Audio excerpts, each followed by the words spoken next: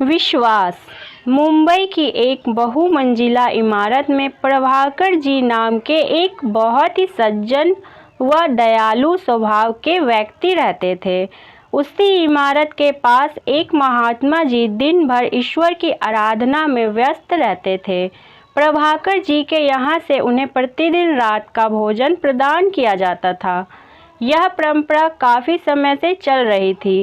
एक दिन उस महात्मा जी ने भोजन लाने वाले को निर्देश दिया कि अपने मालिक से कहना कि मैंने उसे याद किया है। यह सुनकर प्रभाकर जी तत्काल ही उनके पास पहुँचे और उन्हें बुलाने का प्रयोजन जानना चाहा। महात्मा जी ने कहा कि मुझे आप पर आने वाली विपत्ति का संकेत प्रतीत हो रहा है। क्या आप कोई बहुत बड़ा निर्णय निकट भविष्य में लेने वाले हैं? प्रभाकर जी ने बताया, मैं अपने दोनों पुत्रों के बीच अपनी संपत्ति का बंटवारा करना चाहता हूँ। मैं और मेरी पत्नी की आवश्यकताएं तो बहुत सीमित है, जिसकी व्यवस्था वे खुशी खुशी कर देंगे। महात्मा जी ने यह सुनकर कहा कि आप अपनी संपत्ति के 2 नहीं 3 भाग कीजिए और 1 भाग अपने लिए बचाकर रख लीजिए। इससे आप दोनों जीवन में किसी पर भी निर्भर नहीं रहना पड़ेगा। प्रभाकर जी यह सुनकर बोले कि हम सभी आपस में बहुत प्रेम करते हैं। उन्होंने महात्मा जी की बात पर ध्यान न देते हुए बाद में जब संपत्ति का वितरण किया तो उसके 2 ही हिस्से किए। कुछ समय तक तो सब कुछ सामान्य रहा। फिर उन्हें धीरे धीरे अनुभव होने लगा कि उनके बच्चे उद्योग, व्यापार और पारिवारिक मामलों में उनकी दखलंदाजी पसंद नहीं करते हैं। कुछ माह में उनकी उपेक्षा होना प्रारंभ हो गई और जब स्थिति मर्यादा को पार करने लगी तो एक दिन उन्होंने अपनी पत्नी के साथ दुखी मन से अनजाने गंतव्य की ओर प्रस्थान करने हेतु घर छोड़ दिया। वे जाने के पहले उन महात्मा जी के पास मिलने गए। उन्होंने पूछा, आज बहुत समय बाद कैसे आए? तो प्रभाकर जी ने उत्तर दिया कि मैं प्रकाश से अंधकार की ओर चला गया था और अब वापस प्रकाश लाने के लिए जा रहा हूँ। मैं अपना भविष्य नहीं जानता, किंतु प्रयासरत रहूँगा कि सम्मान की 2 रोटी प्राप्त कर सकूँ।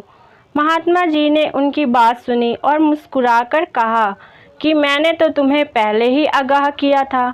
तुम कड़ी मेहनत करके सूर्य की किरणों के समान प्रकाशवान होकर औरों को प्रकाशित करने का प्रयास करो। मेरे पास बहुत लोग आते हैं जो मुझे काफ़ी धन देकर जाते हैं, जो मेरे लिए किसी काम का नहीं है। तुम इसका समुचित उपयोग करके जीवन में आगे बढ़ो और समाज में एक उदाहरण प्रस्तुत करो। ऐसा कहकर उन महात्मा जी ने लाखों रुपये जो उनके पास थे वह प्रभाकर जी को दे दिए। प्रभाकर जी ने उन रुपयों से पुनः व्यापार प्रारंभ किया। वे अनुभवी एवं बुद्धिमान तो थे ही, बाजार में उनकी साख भी थी।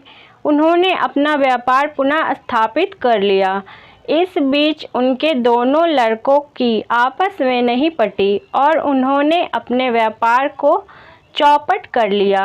इधर प्रभाकर जी पहले से भी अधिक समृद्ध हो चुके थे। व्यापार चौपट होने के कारण भारी आर्थिक संकट का सामना कर रहे दोनों पुत्र उनके पास पहुँचे और सहायता मांगने लगे। प्रभाकर जी ने स्पष्ट कहा कि इस धन पर उनका कोई अधिकार नहीं है। वे तो एक ट्रस्टी हैं जो इसे संभाल रहे हैं। जो कुछ है उन महात्मा जी का है। तुम लोग जो भी सहायता चाहते हो उसके लिए उन्हीं महात्मा जी के पास जाकर निवेदन करो। जब वे वहां पहुंचे तो महात्मा जी ने उनकी सहायता करने से इनकार कर दिया और कहा कि जैसे कर्म तुमने किए हैं उनका परिणाम तो तुम्हें भोगना ही होगा। दोनों पुत्र अब बहुत शर्मिंदा थे। आपको इस कहानी से क्या सीख मिली, मुझे कमेंट में ज़रूर लिखें और ऐसे ही बेहतरीन वीडियो देखते रहने के लिए मेरे चैनल कहानी संसार को सब्सक्राइब कर ले। अगर पसंद आए तो वीडियो को लाइक शेयर करना ना भूलें। धन्यवाद।